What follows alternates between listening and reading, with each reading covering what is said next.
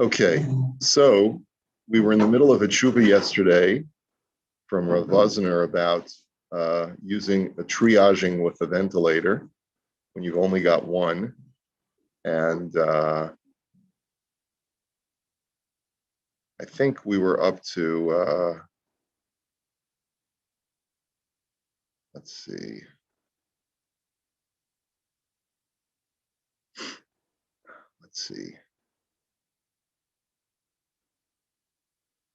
We were in Gimel, in the third section of this responsum,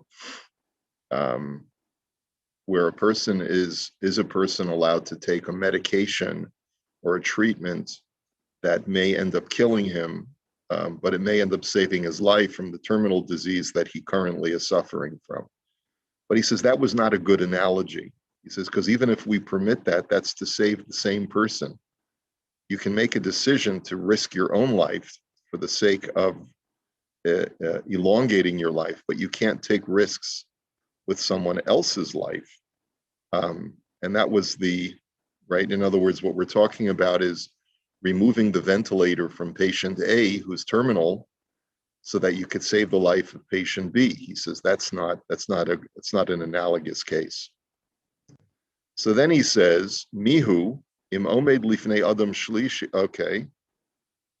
Im omed lifnei adam shlishi hanidon, im lahatzil chaye shah or lahatzil chaye olam. So you've got two patients in front of you. Do you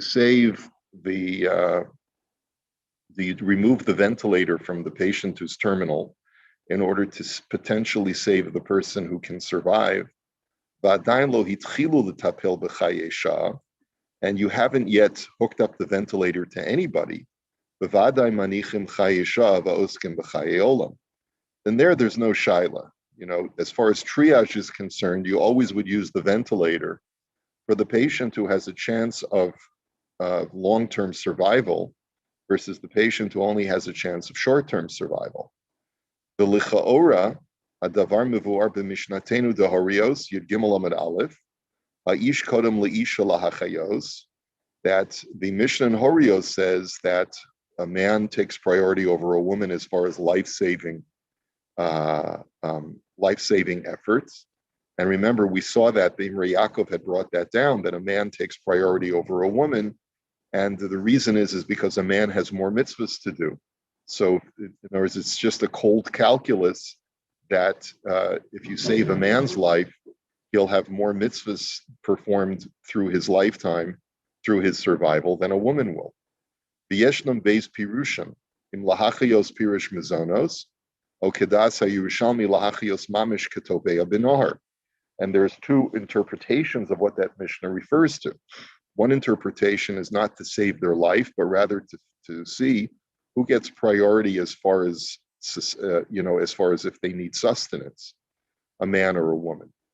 So that's one interpretation. If both of them are poor and they both come to you, whom do you have to sustain? Or like the Yerushalmi says, that it's to save their lives. Ba'ayin shach yoredeya simin reishin and aleph, hiskim kain. And that's the way that Shach understands, like the Yerushalmi.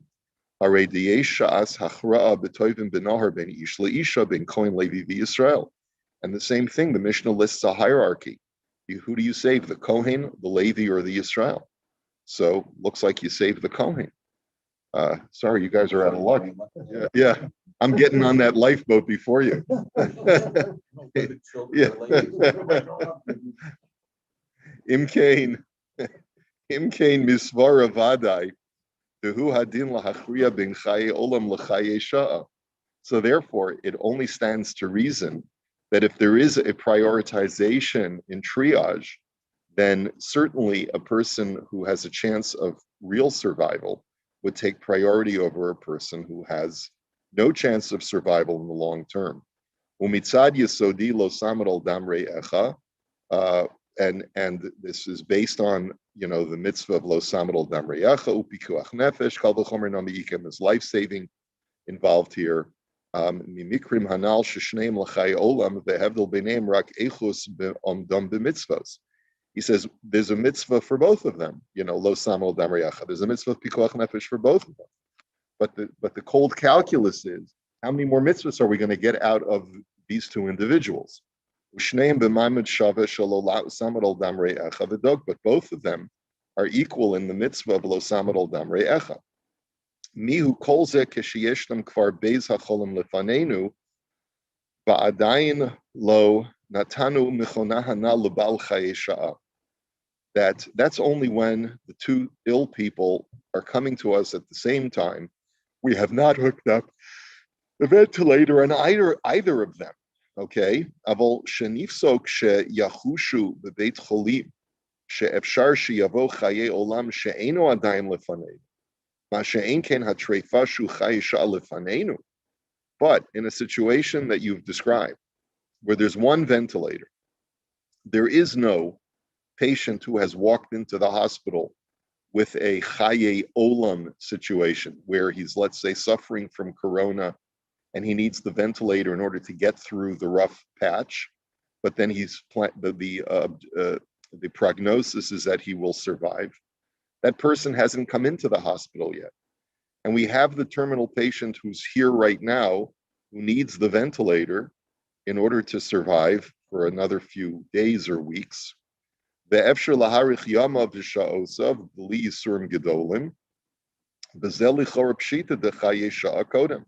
It would seem to me, he says, that if there's no one here right now to hook up the ventilator to, except for the terminal patient, then we should.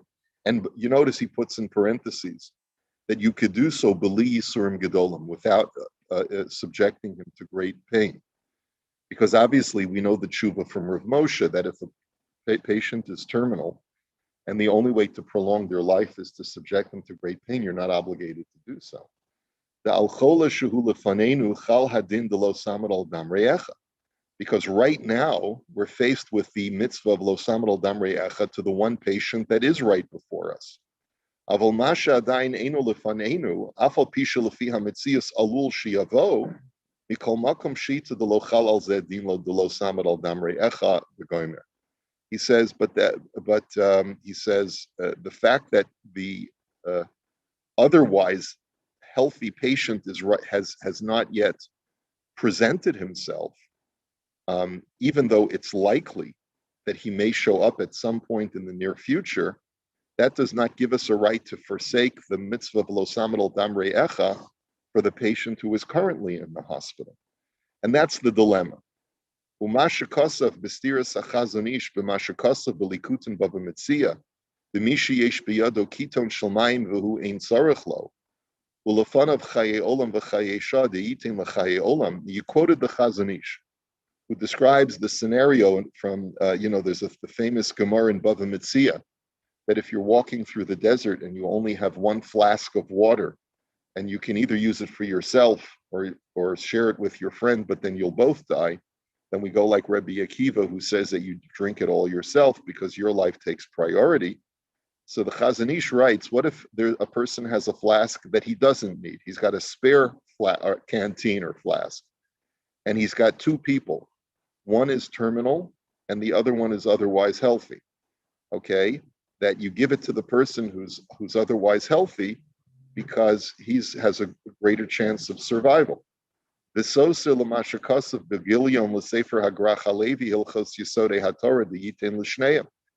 Chazon Ish seems to contradict himself because in another work, in his commentaries to Reb Chaim, he writes that you should give it to both of them. He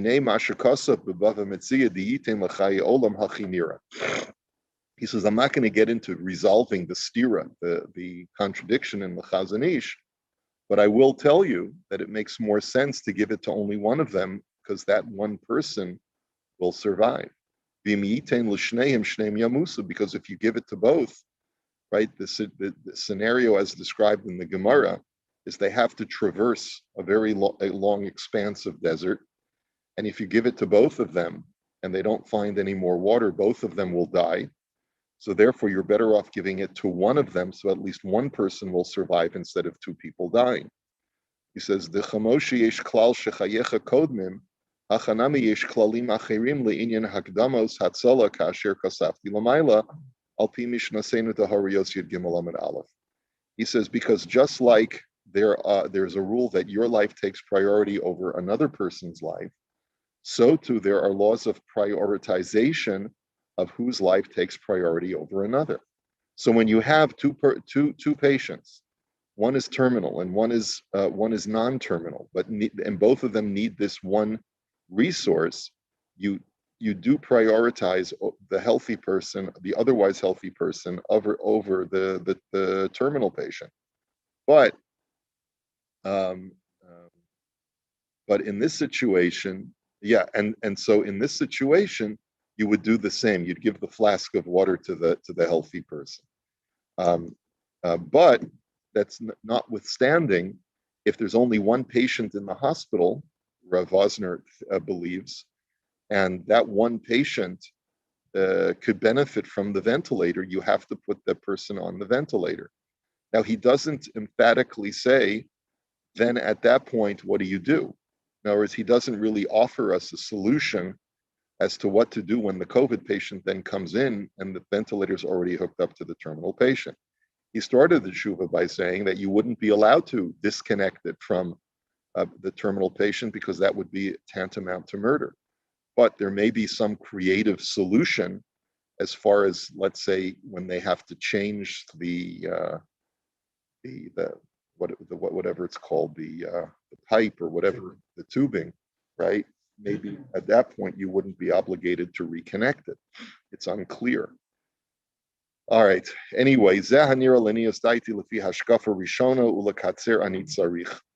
this is what seems to me at first glance, but I have to reduce my writing, and I wish you well. It's basically how he ends off the tshuva. So at least you see that this is something that the poskim struggle with. It's a huge struggle, and there really is no clear resolution, other than what Rav Wosner says, that it would seem that if there's no other patient in the hospital, and this guy could survive a few extra hours or days with the ventilator, you'd have to put it on him. Because right now you're presented with this set of circumstances.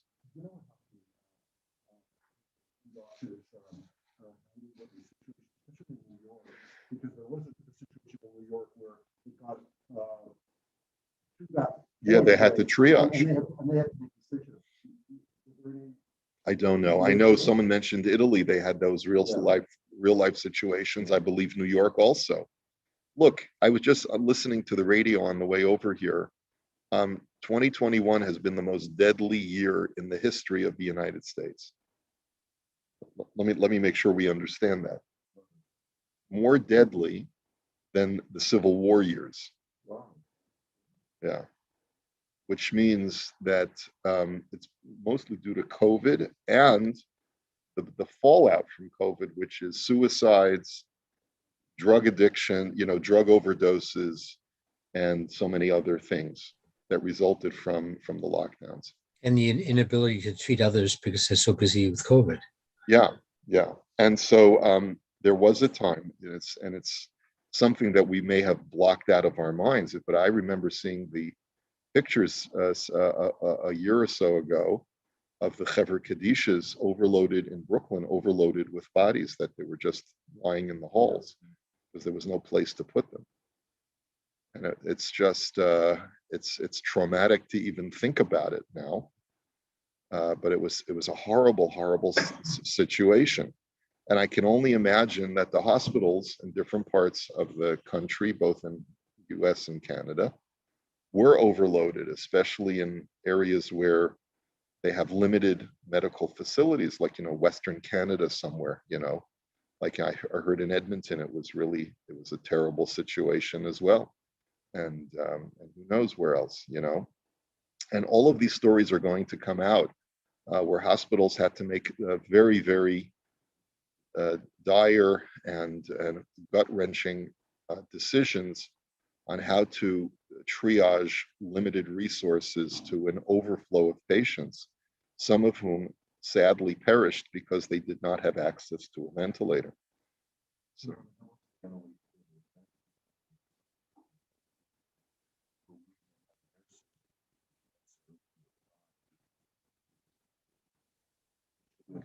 Exactly. Yeah, Moshe is saying that there were people who died because they were waiting for surgeries. Right, that's what I meant by. Yeah. Right now, they cancel on the surgery. Yeah, they cancel now. Right now. Yeah. They cancel again. Really? All of it. It's not essential. It's not essential. Not essential. Not essential. Yeah. Yeah. Yeah. Well, I mean and that question probably addresses, we have to control a plague that's affecting all of society, and they may view the treating the patients with COVID as a way of addressing a societal issue versus addressing the needs of that one individual, right? So it's very, very difficult situation.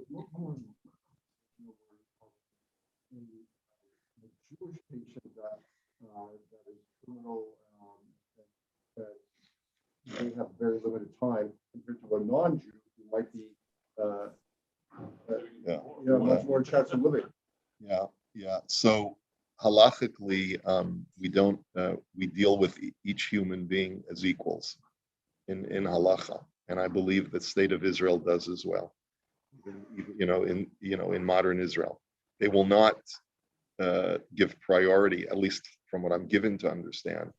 The hospitals will not give priority to a Jew over an Arab.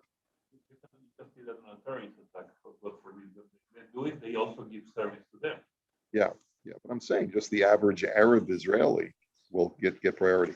Now, if a person is not, let's say, a citizen of Israel, that's a different story, right? Okay. All right, let's take a look at, now let's shift gears. The Imrei Yaakov had brought down a tshuva, or like sort of a snippet in the Likutim, that if a person is trying to take their own life, do I have an obligation to save them? Okay, so in Igros Moshe, he writes that he quotes the Minchas Chinuch in Bekometz Mincha, which is one of his sub-commentaries to Minchas Chinuch, Mitzvah Reish Lamed Zayin. He says, "Denira lo di'im echad me'abed atzmo ladas ein mechuyavin lahatzilo." He says something very shocking at first glance. He says, if someone is trying to take their life, then you're not obligated to try and save them. V'hagon Reb Shlomo Kluger zal b'chachma Shlomo b'choshen Mishpat siman tav chapav chidesh od yoter. Reb Shlomo Kluger in Chachma Shlomo goes even further, and he says, she'im ein ha'hatzala lefi chavodo, eino mechuyev lahatzilo kedehevi Kohen Gadol, I think is what the acronym is. He says that, furthermore, he says that if saving someone's life is beneath your dignity, then you're not obligated to do so. Giving an example from a Kohen Gadol who would have to perhaps defile himself or lower his stature. And he says, Pashut b'mechilas kavod gaonim elu. It is obvious to me, and this only a Rav Moshe Feinstein could say this, it is obvious to me, after I have begged for forgiveness from these great minds, Asher Hutos Gomer, Bishari Luhu Maraihu, that what they said is completely erroneous. The Minchas Chinuch is mistaken. Reb Shlomo Kluger is mistaken, and may God grant them for a pardon. The Divrei Chachma Shlomo Hu Vadai Chas V'Shalom LaOmra. God forbid that we should even entertain a statement like that Rav Shlomo Kluger said, that you can forego saving someone's life because it's not befitting your honor. The imkavod shemayim nidcha, the harei nidchu kol isuri haTorah hachamurim biyoser, keshabes u'machalos asuros mipnei pikuach nefesh shel pachos shabipchusim. He says if heavenly honor is forsaken. And we know that heavenly honor is forsaken because you violate all mitzvahs that show honor to the Lord, right? Such as Shabbos and Kashrus, and you can violate all mitzvahs to save someone's life, even the lowliest person, even the lowliest human being. Va'afilu bishvil oiver averos l'te'avam, even for a person who's the biggest sinner, you violate every mitzvah to save their life. Kol shekain shenidcha kvod basar v'dam, af shel hagadol shebigdolim. Then certainly the honor of even the most honorable person is forsaken and is overridden for the sake of saving a life. Below dami laha delo asa Reb Shimon kal v'chomer mikavod shemaim b'nedarim daf samach b'av shehu kedapirish harasham. He says, and I'm not sure what the Gemara that he's referring to, that Reb Shimon did not allow himself to do something in the Gemara Nedarim because of kavod. He says, as the Rush explains there, below dami lahashka sota shekini labaila l'shem shamayim uvamesha asra olav b'kainam haya adarabba be'isr. The gam af lefizeh hutzrach hagemara lahatam delo lirgali lemedar.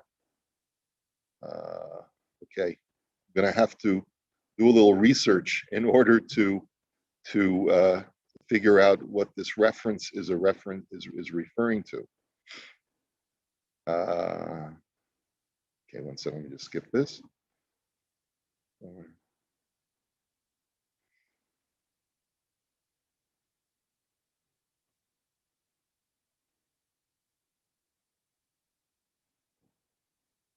Okay.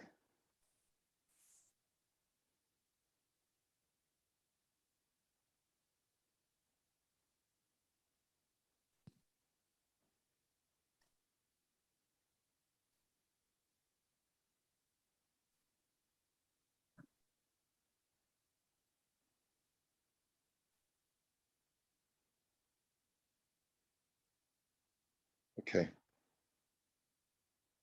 He brings a whole number. His whole argumentation is based on a whole bunch of Gemaras. So let me just skip a little bit, and I'll just quote for you from the Encyclopedia Talmudis, where he discusses the issue of Hatzalas Nefashos, of saving life. And I'll go through that tshuva of Rav Moshe, and I'll clarify all the cases. Afilu tzavach zeh she'omed b'sakana al tatziluni. Even if a person is drowning, who's drowning, says, "Don't save me, don't save me." Kasu rishonim shedavar pashut hu shematzilo. The rishonim all say, obviously, you still have to save the person. B'chozer umotzi mimenu mashahotzi b'hatzalason. You can also charge him if it ended up costing you out-of-pocket expenses. You can demand compensation for your life-saving efforts. Even if he says, "I never asked you to save me. I didn't want you to save me." You still have an obligation to save them. B'yesh me'ha'achronim shekasav shehama'abed atzmo ladas ein chayovim lahatzilo. There are, however, some achronim, quoting the Minchas Chinuch, who says that you don't have to save someone's life if they're trying to commit suicide. Just like you don't have to return someone's object of value if they're deliberately discarding it.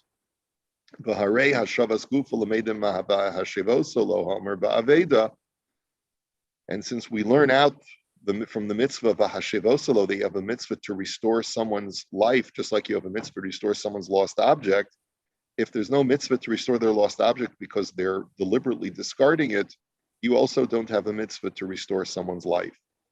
And then he also argues, Bafilu halab shelo samud ein alav, and even lo samud al damrei echa, if a person is not prepared to watch over their own blood, you are not obligated to watch over their blood. That's the argument. V'nechleku alav, but the majority of poskim disagree with that opinion. V'hochichu sha'af mitzvahs v'hashevoso lo yesh alav shelo shayach aveda midas al gufo klal shehu eno shelo shenafsho kinui ela shamayim. And the argument is because your soul doesn't belong to you, right? In other words, I have a right to discard any object of mine that is of value because it's mine. Does my body belong to me? No, my body doesn't belong to me. I don't have a right to discard my life just because I'm unhappy with living. And therefore, because it's not completely mine, it's only on loan to me, and really my life belongs to the Ribono Shel Olam, I don't have a right to choose to discard it, and therefore it's not a proper analogy. So therefore, it's really more analogous to a situation where a guy has borrowed an object, and Reuven borrowed an object from Levi, and Reuven loses it, and Shimon now has the opportunity to retrieve it and return it to Reuven. And Reuven says, "Nah, don't bother. It's Levi's. I don't care about Levi." He doesn't have a right to say you don't have a mitzvah to return it. Of course, Shimon still has a mitzvah to return the object, because it's not Reuven's decision to say, "I don't want it anymore." Okay.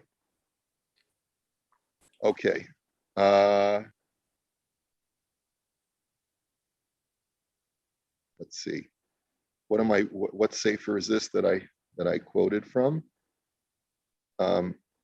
This is Rav Zevin. Rav Zevin wrote a sefer called La'or HaHalacha, where he talks about this issue. It's an essay on Shylock according to halacha. He had an interesting essay, Rav Zevin, and what Rav Zevin was the founder of the Encyclopedia Talmudis project. He wrote a number of very important svarim in the earlier part of the 20th century, and he was one of the founders of the Talmidei Chachamim in Eretz Yisrael. He was really mekubal in all circles, both in the Haredi and the Dati Leumi circles. He was considered to be one of the Gaonim. What's his famous sefer? Hamoadim Bahalacha is Rav Zevin's famous sefer. And he was the founder of the Encyclopedia Talmudis project like 70 years ago. So anyway,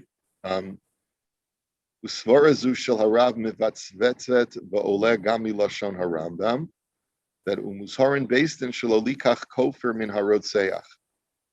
That he quotes the Rambam. He says that the Beis Din is never allowed to take bribes from a murderer.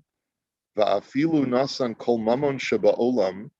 That, in other words, this argument that your body doesn't belong to you, so you don't have a right to commit suicide, nor does a person have a right to ignore your efforts to commit suicide because it's your choice. He says, because the Rambam writes that a Sanhedrin who is in the process of convicting a murderer should never take bribes from the murderer, even if he's willing to pay all the money in the world, and even if the surviving relative of the victim is willing to say that he's exempt, meaning that he doesn't have to go to an ir miklat. He says, "She'ein nafsho shel zeh hanera kinyan go'al hadam ela kinyan hakadosh baruch hu." He says, because the soul belongs to Hashem. Hashem needs to be avenged. We'll continue this Amir Hashem tomorrow. Okay. Have a good day, everybody.